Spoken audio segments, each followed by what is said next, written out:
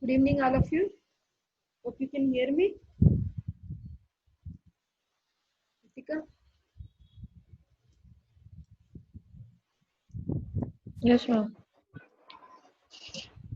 So we are going to discuss thyroid gland today. Okay, where do you see the thyroid gland? Where is it situated? See, this is what is the thing what we are seeing here. We are finding hyoid bone. This is thyroid cartilage, larynx. Okay, thyroid cartilage. We have cricoid cartilage. And this is right and left lobe of thyroid. And then isthmus and the pyramidal lobe. That means it is situated in front of the cricoid cartilage and also in front of the tracheal rings, isn't it? Now, when you just look into the thyroid, generally when you look at the thyroid, we know it is an endocrine gland, isn't it? What is the function of this gland? It is releasing T3 anti hormones, isn't it?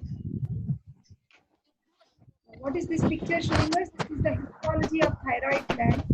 Histology is showing all these are thyroid follicles. The thyroid follicles are lined by cuboidal epithelial cells. And of course, these cuboidal epithelial cells, the size and shape will vary based on the functional stage of the thyroid. Suppose if the thyroid gland is actively functioning, then you will see these cells will be tall and columnar. When it is moderately functioning, it is cuboidal.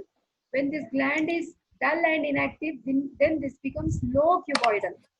Okay, that is about the thyroid follicles. Okay, and these cuboidal cells basically are concerned with the secretion of T3 and T4 hormones, which is generally collected in this area, colloid-filled follicles. This colloid area is nothing but collection of hormones, especially T3, T4. Now, between these thyroid follicles, if you observe, we also have parafollicular cells. Okay, what is the function of parafollicular cells? I told They you release something. calcitonin. What is the function of calcitonin? Calcitonin is Increase for the calcium levels in the blood.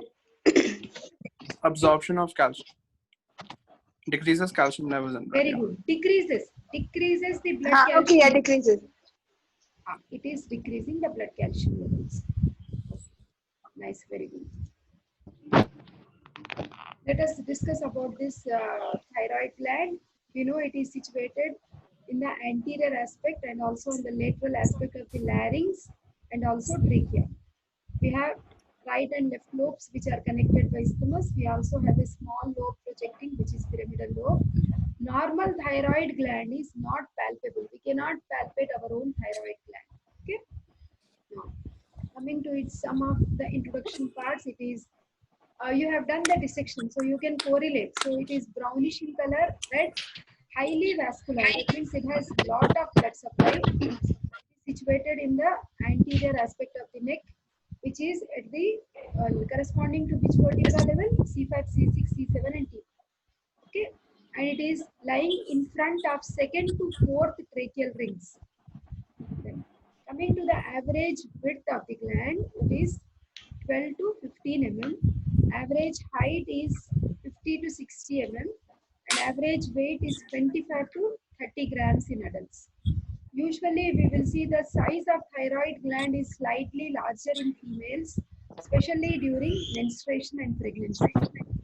Because BMR will be raised at that time. Basically, when you go with the functions of thyroid gland, the thyroid gland is basically important for the release of thyroid hormones, and thyroid hormones maintain the BMR, basal metabolic rate. So BMR is increased during pregnancy and menstruation. That's the reason, especially the size of thyroid gland will increase during these stages.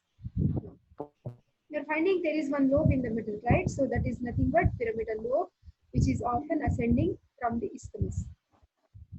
Okay, so usually it can come either from the right lobe or left lobe, but most of the times it comes from the left lobe and it is going up to hyoid bone. Okay, now up till hyoid bone, we have studied about the development of thyroid gland. There I have shown you what is levator glandule thyroidae. Okay, that is the fibrous tissue which will be almost extending up to the hyoid bone. Okay, here hyoid bone is not shown, only laryngeal cartilages and trachea is shown. Now see here, this is the isthmus which is present in front of the second to fourth tracheal rings. Okay, now coming to this overall, when you look at this thyroid gland, it has one apex and then base. So suppose this is the base of right and left thyroid gland. It is corresponding to fourth to fifth tracheal rings at tracheal cartilage. We know it is releasing hormone DPT4, which is regulating the basal metabolic rate. Again, you have the same dimensions.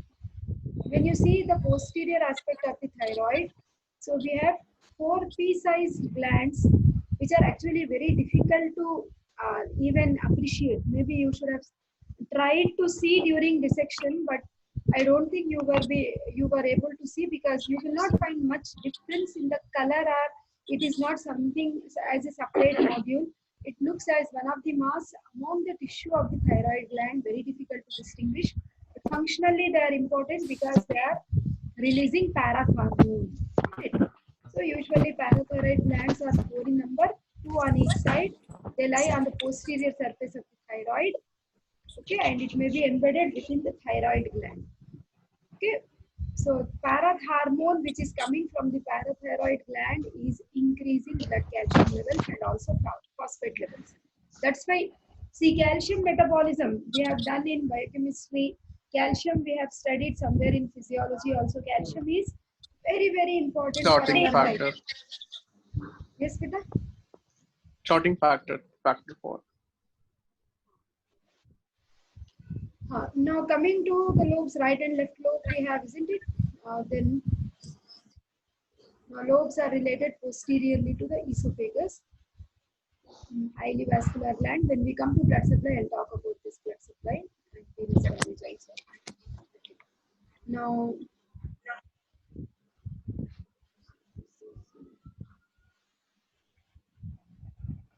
when you talk about the gross features of the thyroid gland, so you have to describe each lobe, the right lobe and left lobe. So when you discuss each lobe, it has one apex, then it has base. Okay.